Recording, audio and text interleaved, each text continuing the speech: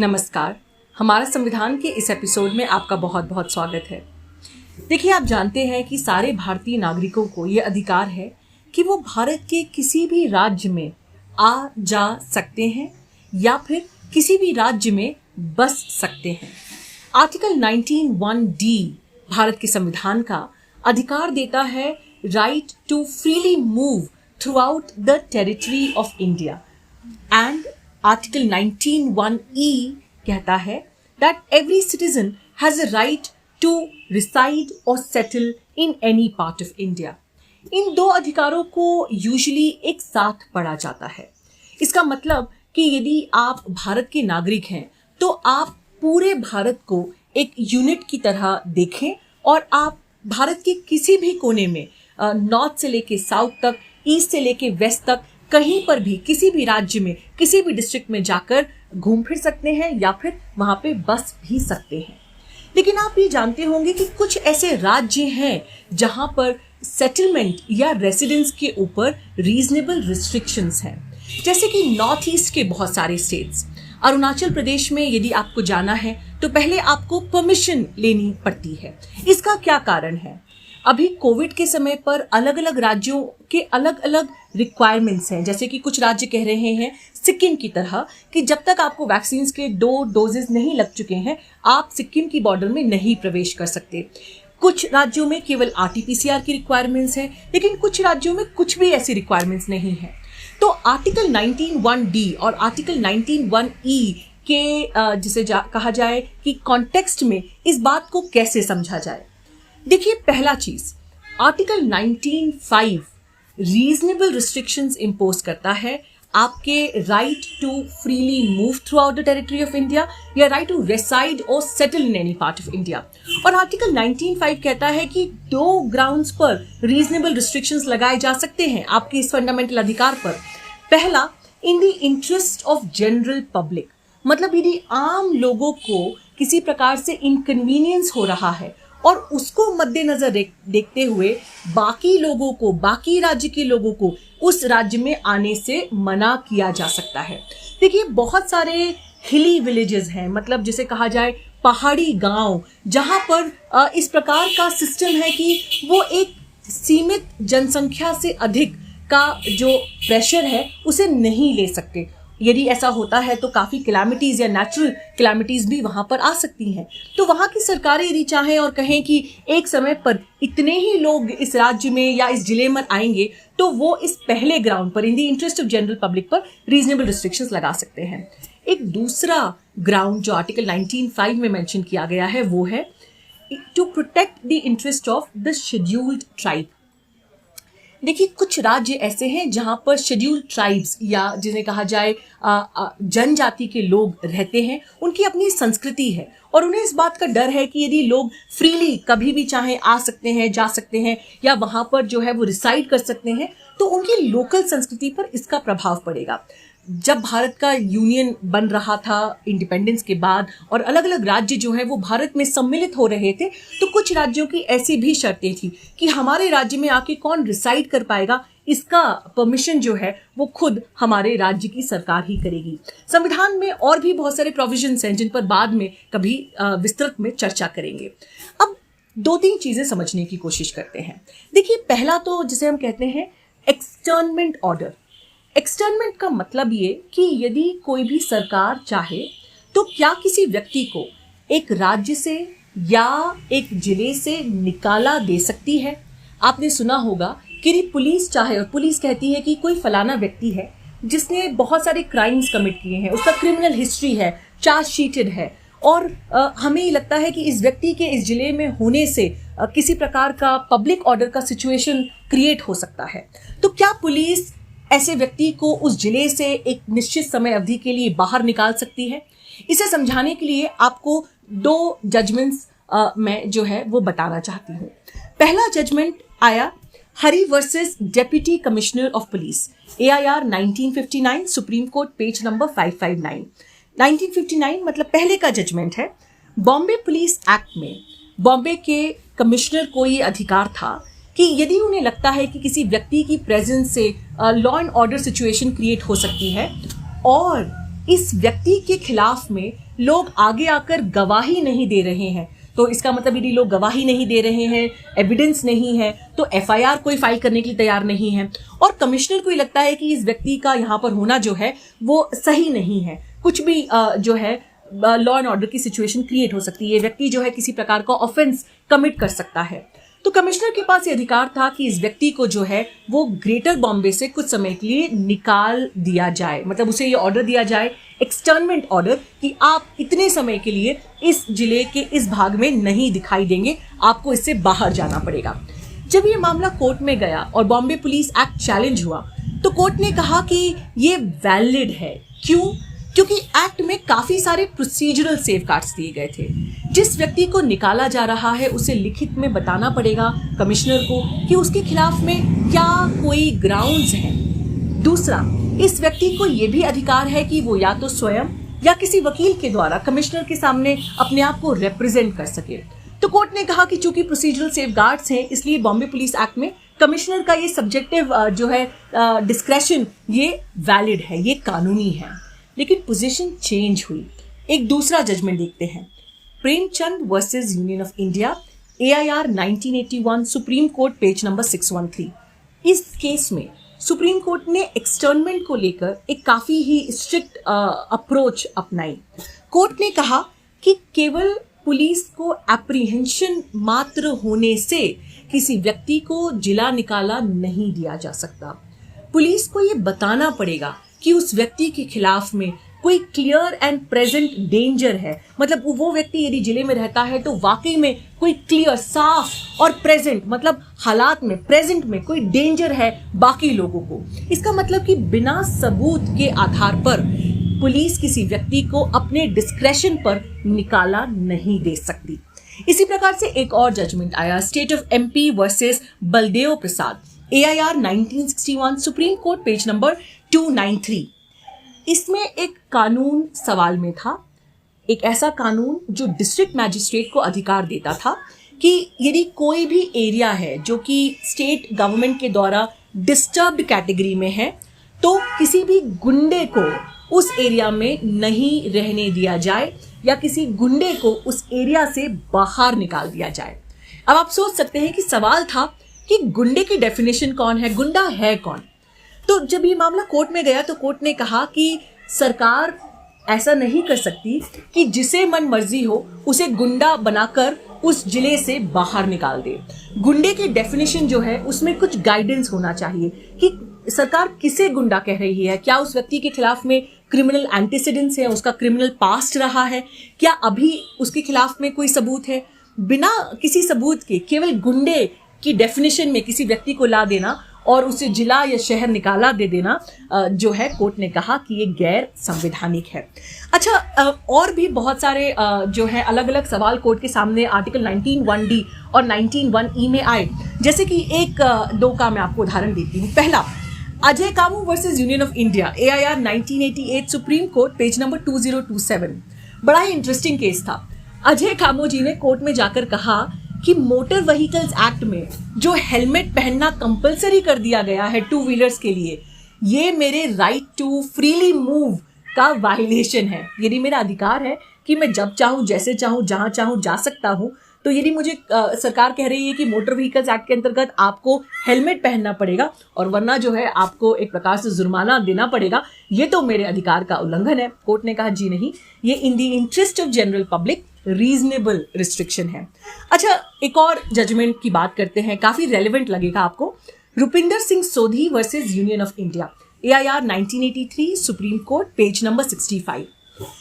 पंजाब में जो अकालीस थे उन्होंने इस बात का डर या धमकी दिखाई कि वो दिल्ली में एशियन गेम्स के द्वारा एक बड़ा डेमोन्स्ट्रेशन करेंगे। अब ऐसे में हरियाणा और उत्तर प्रदेश की सरकारों ने अपनी अपनी बॉर्डर्स को हेवीली बैरिकेड कर दिया और किसी भी अकाली को बॉर्डर से इस तरफ या उस तरफ नहीं आने जाने दिया जा रहा था। अब जब ये मैटर कोर्ट में आया रिट पिटिशन के द्वारा, तो कोर्ट ने कहा कि देखिए, रीजनेबल रिस्ट्रिक्शंस आप लगा सकते हैं यदि आपको लगता है कि आम लोगों की जिंदगियों को, उनकी जानों को खतरा है या फिर पब्लिक प्रॉपर्टी को किसी प्रकार का खतरा है, लेकिन आप जब ये बैरिकेडिंग करें तो इस बात का ध्यान रखें कि जो आम नागरिक हैं उन्हें किसी प्रकार का इनकन्वीनियंस ना हो, और जो बैरिकेडिंग आप कर रहे हैं वो पर्पस को सर्व करने के लिए महत्वपूर्ण तो हो, लेकिन उससे बहुत बड़ा नहीं हो। देखिए, पिछले साल नए न्यू ईयर्स पर राजस्थान में जो किसान आंदोलन कर रहे थे, उन्होंने लोगों से कहा कि इस बार आप नया साल हमारे साथ मनाइए। दिल्ली से बहुत सारे लोग जो हैं, उसमें मैं भी शामिल थी, हम किसान आंदोलन में पार्टिसिपेट करने के लिए गए, लेकिन बीच में हरियाणा सरकार ने अलग अलग जगह पे बैरिकेडिंग कर दी। तो दिल्ली से राजस्थान जाने का जो 2 घंटे का रास्ता है, वहां पहुंचने में 11 या 12 घंटे भी लग रहे थे। तो कई बार पुलिस जो है वो लॉ एंड ऑर्डर के ग्राउंड पे इस प्रकार से बैरिकेडिंग कर देती है। लेकिन सुप्रीम कोर्ट ने बार बार कहा है कि ये बैरिकेडिंग आप कर सकते हैं, लेकिन ये भी ध्यान रखिए कि इज इट प्रोपोर्शनल, कि क्या ये प्रोपोर्शनल है, या आप पुलिस बैरिकेडिंग को लोगों को ऑप्रेस करने के लिए, उनको अपनी बात शांति से नहीं कह देने के लिए बैरिकेडिंग नहीं कर सकते। बैरिकेडिंग तभी संवैधानिक मानी जाएगी या लीगल मानी जाएगी कि जब उसका औचित्य साफ हो, क्लियर पुलिस के पास एविडेंस हो, और उतना ही बैरिकेडिंग किया जाए जितना कि उस सिचुएशन में आवश्यक हो। अब एक और मुद्दे पर आते हैं, वो है डेपुटेशन। देखिए, 2 शब्द हैं। एक्सटर्नमेंट मतलब जब किसी व्यक्ति को देश के अंदर ही एक पार्ट से दूसरे पार्ट भेजा जा रहा है, उसे हम कहते हैं एक्सटर्नमेंट ऑर्डर। और दूसरा शब्द है डिपोटेशन, मतलब भारत से ही किसी व्यक्ति को भारत के बाहर निकाल देना। अब 2 तरह के लोगों को डिपोर्ट किया जा सकता है, एक तो वो जो फॉरेनर्स हों, और एक वो कि जो कि भारतीय नागरिक हो। इसमें एक महत्वपूर्ण जजमेंट है जिस पर मैं आपका ध्यान आकर्षण करना चाहती हूँ। Hasan Ali Rehani versus state of Uttar Pradesh, AIR 1972, Allahabad 498। इसमें कोर्ट ने कहा कि यदि कोई फॉरेनर भारत में एक वैलिड परमिट के बेसिस पे आता है, तो सरकार के पास ये अधिकार नहीं कि उसका मन चाहे तरीके से परमिट कैंसिल कर दे। सरकार को उस व्यक्ति को बताना पड़ेगा कि क्या ग्राउंड्स हैं जिस पर उसका परमिट जो है वो कैंसिल किया गया है, और उसकी सुनवाई का अधिकार भी उस फॉरेनर व्यक्ति के पास है। Principles of natural justice, right to hear, कि आप यदि भारत में आए हैं तो सरकार अचानक से नहीं कह सकती कि आप भारत से निकलिए। आपकी सुनवाई का भी अधिकार आपके पास है, मतलब आप अपनी बात सरकार के सामने रख सकें और उसके बाद सरकार आपके अगेंस्ट में कोई ऑर्डर पास करे। ये प्रोसीजरल सेफगार्ड फॉलो करना बहुत जरूरी है। लेकिन कोर्ट ने एक और बहुत महत्वपूर्ण बात कही। कोर्ट ने कहा कि जो फॉरेनर्स हैं उनका फंडामेंटल राइट नहीं है कि वो इंडिया में आ सकें, बस सकें, कहीं भी घूम फिर सकें। तो उनकी बात समझ में आती है, यदि आपने प्रोसीजरल सेफगार्ड फॉलो करे हैं, उनकी सुनवाई करी है, उन्हें किस कारण से भारत के बाहर निकाला जा रहा है वो बताया है, तो संवैधानिक है। लेकिन जो भारतीय नागरिक हैं, कोर्ट ने कहा वो कितना ही गहन से गहन अपराध क्यों ना करें, उन्हें भारत से देश निकाला नहीं दिया जाना चाहिए। आप उन्हें और कोई सजा सुना दें, लेकिन देश निकाला नहीं दें। और कोर्ट ने ऐसा क्यों कहा? क्योंकि कोर्ट ने कहा कि ऐसा करना मतलब उनका आर्टिकल 11 के अंतर्गत जो सिटीजनशिप का अधिकार है उसके साथ खिलवाड़ करना है। तो यदि किसी व्यक्ति की सिटीजनशिप को लिया जा रहा है, उसकी नागरिकता को छीना जा रहा है, उसका देश निकाला किया जा रहा है, तो वो आर्टिकल 19 के अंतर्गत नहीं, उसके लिए आर्टिकल 11 या उसके अंतर्गत बने कानूनों को फॉलो करना पड़ेगा। अब आज के इस वीडियो के लिए एक आखिरी सवाल, लेकिन काफी महत्वपूर्ण सवाल, क्या पुलिस के पास ये अधिकार है कि पुलिस जिसका मन चाहे उसका सर्वेलेंस कर सकती है? मतलब आपके पास अधिकार है राइट टू रेसिडेंस, कि आप जहां चाहे भारत में बस जाएं, लेकिन क्या पुलिस रात के 3 बजे आकर आपका दरवाजा खटखटा सकती है? क्या आप कहां जा रहे हैं, किससे मिल रहे हैं, उसको फॉलो कर सकती है? इसको समझने के लिए कुछ जजमेंट्स की तरफ आपका ध्यान चाहूंगी। पहला judgment, Kharak Singh versus state of Uttar Pradesh, AIR 1963, supreme court, page number 1295। इसमें एक मेजॉरिटी व्यू आया और एक माइनॉरिटी व्यू आया। मेजॉरिटी व्यू ने कहा कि पुलिस जिसको भी चाहे सर्वेलेंस के अंतर्गत जो है वो विजिट कर सकती है, रात के 3 बजे 4 बजे, समय कोई महत्वपूर्ण नहीं है, और इससे आपके आर्टिकल 19 का कहीं पर भी उल्लंघन नहीं होता है। कोर्ट ने कहा कि पुलिस सर्वेलेंस जो है वो पुलिस का अधिकार है, और पुलिस को लगता है कि किसी व्यक्ति के द्वारा लॉ एंड ऑर्डर की सिचुएशन क्रिएट हो सकती है, तो उसमें व्यक्ति ये नहीं कह सकता कि मेरा राइट टू रेसिडेंस या राइट टू मूवमेंट का अधिकार वायलेट हो रहा है। ये मेजॉरिटी व्यू था। माइनॉरिटी व्यू मतलब कम जजेस ने एक माइनॉरिटी अपना सेपरेट ओपिनियन दिया। ऑफ कोर्स जैसे कि आप जानते हैं कि एक जजमेंट में जो मेजॉरिटी व्यू होता है, जैसे मानिएगा कि यदि 5 जजेस की बेंच है और 3 जजेस ने एक बात कही और 2 जजेस ने एक दूसरा व्यू लिया, तो जो 3 जजेस ने जिस बात को कही उसे मेजॉरिटी व्यू माना जाएगा और वो ही उस केस में ऑर्डर या इफेक्टिव जजमेंट माना जाएगा। माइनॉरिटी जजेस ने खड़क सिंह में कहा कि देखिए, राइट टू रेसिडेंस का सिर्फ एक फिजिकल एस्पेक्ट नहीं है कि आपको कहीं भी बस जाने का अधिकार है, उसका एक साइकोलॉजिकल एस्पेक्ट भी है। यदि पुलिस कभी भी आपको रात के 3 बजे आके आपका दरवाजा खटखटा सकती है, आपको घर के बाहर निकाल सकती है, तो इससे साइकोलॉजिकली आपके राइट टू रेसिडेंस पे इंटरफेरेंस हो रहा है। ये माइनॉरिटी व्यू खड़क सिंह का मेजॉरिटी व्यू बन गया एक बाद वाले जजमेंट में, जिसका नाम है Govind versus state of Madhya Pradesh, AIR 1975, supreme court page number 1378, जहां पे सुप्रीम कोर्ट ने एक बहुत ही महत्वपूर्ण बात कही। कोर्ट ने कहा कि पुलिस सर्वेलेंस केवल उन लोगों के खिलाफ ही लिमिट हो सकता है जिनके खिलाफ में रीजनेबल मटेरियल हो, कुछ ऐसा हो बताने के लिए कि ये लोग जो हैं वो एक क्राइम का जीवन जीते हैं।